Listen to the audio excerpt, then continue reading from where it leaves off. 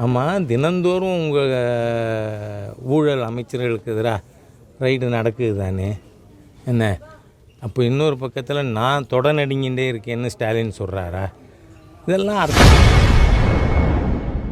செய்தியாளர்களை சந்தித்து பேசிய பாஜக மூத்த தலைவர் ஹெச் ராஜா, முதல்வர் ஸ்டாலினை விமர்சனம் செய்து பேசியுள்ளது திமுகவினர் மத்தியில் அதிர்ச்சியை ஏற்படுத்தியுள்ளது. இந்த திமுகங்கிறது அறிவாலய நான் அடிமைன்னு சொன்னால் உங்களுக்கு சமயத்தில் கோபம் வந்துடும்.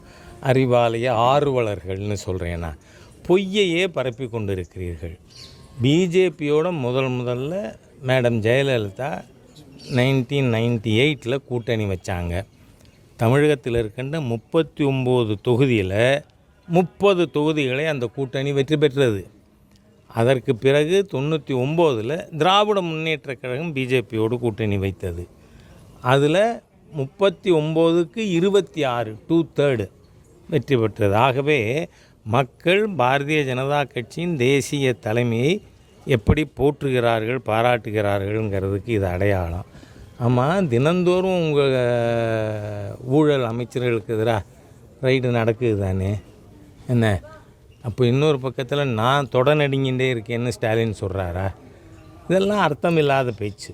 எனவே இன்று ஊழல், ஊழல், போதை இது திராவிட முன்னேற்றக் கழகத்தின் அடையாளம்.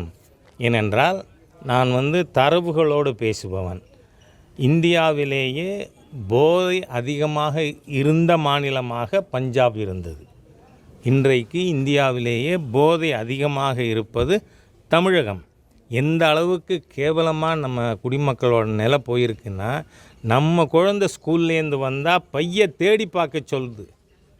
ஒரு பெற்றோரும் பெரியவரும் எங்கே ஏதாவது பொட்டலம் இருக்குமோ அந்த பைக்குள்ளன்னு. அந்த அளவுக்கு தமிழகத்தின் அடுத்த தலைமுறையை அழித்து விட்ட தீய சக்தியை மக்கள் 26 வீட்டுக்கு அனுப்புவார்கள். செய்திகளை உள்ளது உள்ளபடி தெரிந்து கொள்ள ரெஃப்ளெக்ட் நியூஸை சப்ஸ்கிரைப் பண்ணுங்க.